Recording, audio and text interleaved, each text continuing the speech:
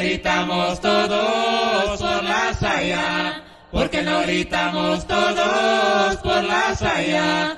Bonito estamos bailando, caramba, viva Bolivia, vive el afro-boliviano.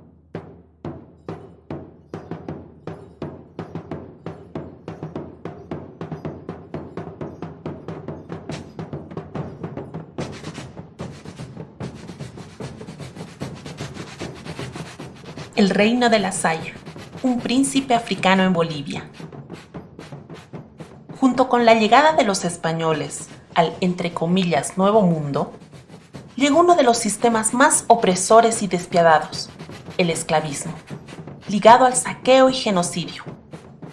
Así como sometieron a la población originaria, los españoles, ingleses, portugueses y franceses raptaron y redujeron a la esclavitud a miles de personas provenientes del continente africano. A pocos años de iniciada la explotación de las minas del Cerro de Potosí, hacia el año de 1557 se dan los primeros reportes en nuestro territorio de población negra arraigada en la Villa Imperial.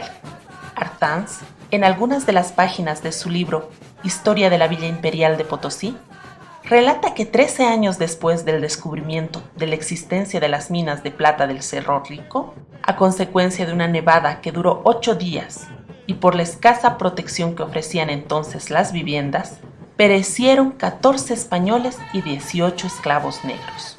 Breve, pero expresivamente, señala que esta población trabajaba en las hornazas como fundidores de plata y acuñadores de moneda en un número reducido, pero bajo un sistema de reclusión severa. Debido a la difícil adaptación al clima frío y alta mortandad en las minas de Potosí, poco tiempo después, los africanos y sus descendientes fueron vendidos y llevados a los yungas de La Paz para trabajar en las haciendas en el área de la agricultura, ganadería y pesca.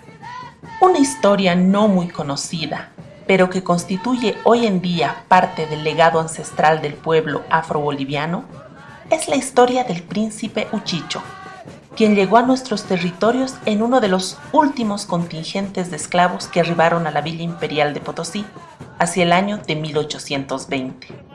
Según el relato oral de la señora Tomasa Zavala, una sabia afrodescendiente yungueña de 115 años de edad, el príncipe Uchicho, hijo del rey de Senegal, fue capturado por cazadores españoles de esclavos mientras él realizaba un paseo real por la selva y la costa africana de su reino. La Guardia Real, encargada de su protección, no pudo contra el contingente ibérico, ya que varios fueron asesinados y otros también capturados. El príncipe trató de explicar su condición, pero no entendieron el idioma y fue torturado.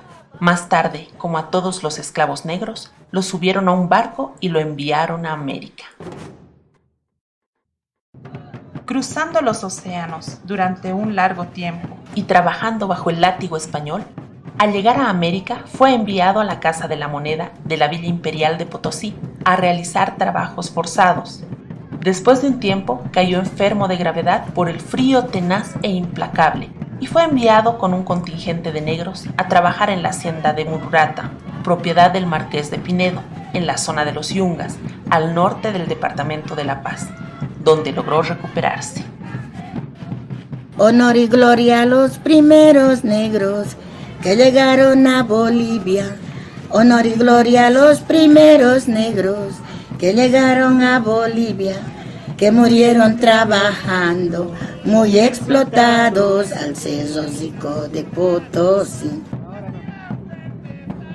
Un día, mientras los esclavos se aseaban, Uchicho se encontraba con el torso descubierto, momento en el cual los demás esclavos observaron figuras en escarificaciones, señales inequívocas con que se marcaba en las tribus africanas a los miembros de la realeza. Diferentes historias transmitidas de generación en generación relatan que la escarificación comenzó a hacerse cuando los reyes de África comenzaron a invadir otras tribus en busca de conquistar nuevos territorios. Desarrollaron así sus propios métodos de escarificación para marcar a miembros de la familia seleccionados para gobernar las tierras tomadas, para que cuando regresen a los territorios y vean las marcas, sepan que ya controlan el sitio. Por lo tanto, la práctica también se extendió como una forma para que los miembros de la familia puedan localizar a familiares que se habían mudado a otros territorios. Así fue como los demás esclavos africanos identificaron a Uchicho como noble y reconocieron a su príncipe, lo cual fue comunicado a sus patrones casi de inmediato. Todos ellos se ofrecieron a trabajar 1 hora más al día a fin de que el príncipe africano fuese liberado. El príncipe Uchicho fue coronado solemnemente el año de 1832 en los Yungas. Cuenta la leyenda que su padre, antes de morir en Senegal, conociendo que su hijo fue capturado por españoles y no lo volvería a ver más, mandó a América su corona, su capa, su bastón de mando y un chaleco bordado en oro y plata para entregarle el trono. A Uchicho le sucedió Bonifaz, quien siguiendo la costumbre adoptó el apellido de sus patrones, Pinedo. Después le sucederían los reyes Don José y Don Bonifacio, coronado este último en 1932 y a quien todavía recuerdan los más ancianos de la zona. Actualmente, el rey descendiente del príncipe senegalés Uchicho es el nieto de Don Bonifacio Pinedo, llamado Julio Pinedo. Él nació en Mururata en 1941. Fue criado por su linajudo abuelo, pues sus padres fallecieron en un accidente cuando era niño. Julio fue coronado rey por una parte de la comunidad afroboliviana en 1992 y forma parte del movimiento cultural negro desde 1994. En el año 2007 ocurre una segunda coronación, esta vez de carácter oficial. El prefecto del Departamento de La Paz de ese entonces ratificó de manera formal la coronación que 15 años atrás había realizado la comunidad afroboliviana a favor de Julio Pinedo. De esta manera, la aún República de Bolivia empieza a reconocer formalmente a la monarquía, siendo Julio Pinedo el primer y único rey oficial. El rey Julio está casado con Angélica Larrea, reina y campesina afroboliviana. Además, tiene un hijo adoptivo, reconocido legalmente, que en realidad es su sobrino, llamado Rolando Pinedo, príncipe heredero y futuro rey de la comunidad. Isidoro Bel su bandera ganó la bandera del altar mayor. Isidoro Bel su bandera ganó la bandera del altar mayor. Estoy casi segura de que todas y todos escuchamos esta frase al inicio de una de las canciones más emblemáticas de la saya afroboliviana. Irónicamente, creo que no muchas personas bolivianas conocen el porqué del nombramiento de este personaje en la saya. O quizás se preguntan, ¿qué tiene que ver Belsu con el pueblo afroboliviano con la saya? Si bien durante las luchas de independencia, primero hacia principios de 1780 junto a Túpac Katari y luego hacia 1809 en las luchas por la independencia de Charcas, se corroboró la presencia de mestizos, mulatos y negros, la historia los ha invisibilizado, negándonos la posibilidad de conocer las identidades de estos héroes anónimos que en busca de su libertad también ayudaron a forjar el país del que somos herederos. La historia de la República inicia con algunos intentos de la abolición de la esclavitud, como la propuesta por la Asamblea Constituyente del año 1826, en su sesión del 14 de agosto, donde se aprobó el proyecto en la parte atingente a la abolición de la esclavitud, en los términos concebidos por el Libertador. La ley prevista por la Constitución fue dictada poco después, el 10 de diciembre del mismo año, y estableció que para hacer efectiva su libertad, cada esclavo debía pagar a su propietario la cantidad en que éste lo hubiera comprado. No fue hasta el gobierno de Isidoro Belsu quien en 1851 en el Parlamento puso a discusión el artículo 1 del proyecto de Constitución que decía: todo hombre nace libre en Bolivia, todo hombre recupera su libertad al pisar su territorio. La esclavitud no existe ni puede existir en él.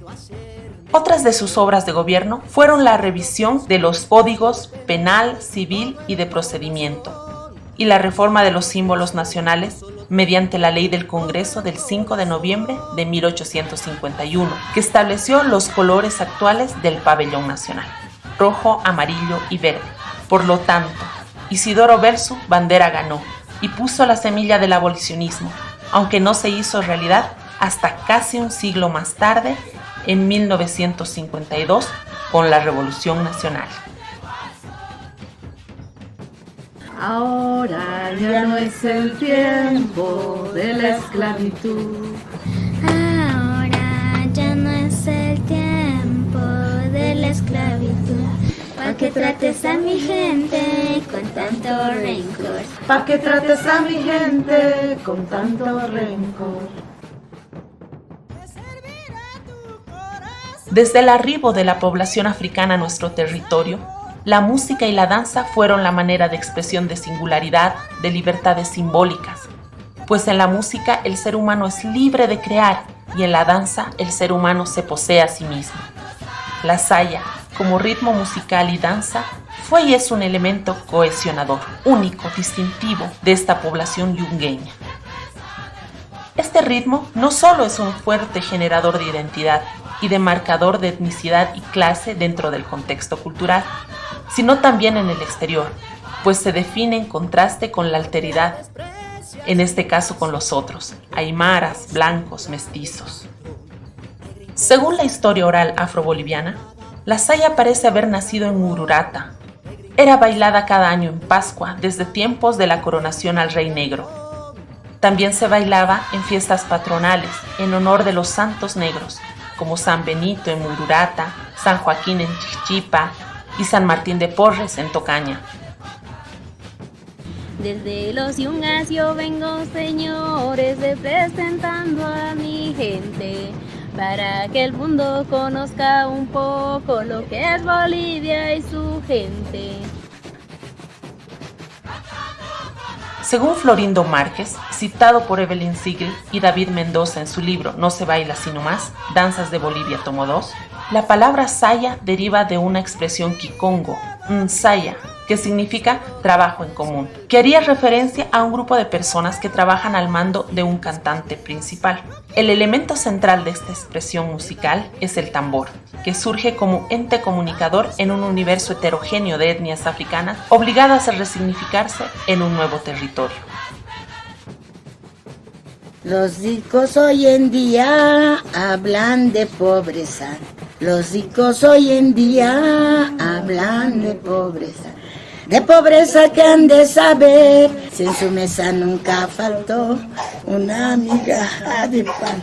De pobreza que han de saber, si en su mesa nunca faltó una migaja de pan.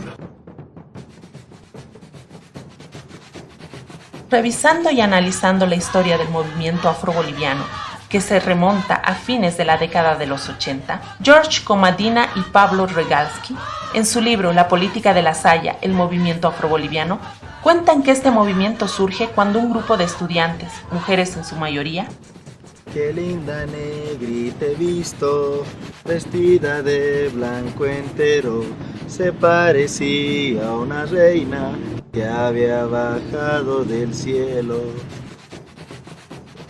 organizaron un grupo de saya para realzar la fiesta patronal de Coroico, pueblo ubicado en la provincia Nor-Yungas del departamento de La Paz. Poco después se constituyó el movimiento cultural Saya Afroboliviana, una organización emblemática del movimiento que jugó un rol decisivo en la reconstrucción de la identidad afro, con la creación del Centro Afroboliviano para el Desarrollo Integral y Comunitario en el año 2006, lo que hasta entonces era un pequeño proyecto para revitalizar la cultura afro, se transformó en un movimiento político. Durante el proceso constituyente entre el año 2006 y el 2009, este movimiento desplegó novedosos repertorios de acción colectiva y logró que la nueva constitución reconozca la existencia del pueblo afroboliviano. Posteriormente, con la Ley número 200 del 14 de septiembre del 2011, se declaró el 23 de septiembre como Día Nacional del Pueblo y la Cultura Afroboliviana. La saya, si bien es un ritmo que tiene algo menos de 500 años, es a partir de su reivindicación en el año 1982 que se convirtió en el emblema de la identidad étnica de la comunidad afroboliviana. Hoy se constituye además un movimiento social y político que lucha contra el racismo y toda forma de discriminación. Para finalizar, Y dado que el pasado mes de septiembre recordamos el Día de la Afrobolivianidad, un poquito tarde, pero el presente relato se constituye en un sencillo homenaje a los afrodescendientes, que fueron sometidos y trasplantados en una diáspora forzada que les ha hecho nacer de por sí resilientes y fuertes, reconstituyéndose desde adentro, sin olvidar sus orígenes, a quienes en nuestro territorio han echado raíces y hoy aportan con su trabajo, humanismo, sencillez y alegría al enorme mosaico intercultural de Bolivia. La cultura afroboliviana no es un fenómeno cultural secundario, sino algo constitutivo del tejido cultural del actual Estado plurinacional. Hoy su canto, su baile, sus anhelos de inclusión y participación por una ciudadanía plena que enfrenta el racismo y la discriminación son una lucha de todos por un mundo mejor sin colores de piel, género o razón política.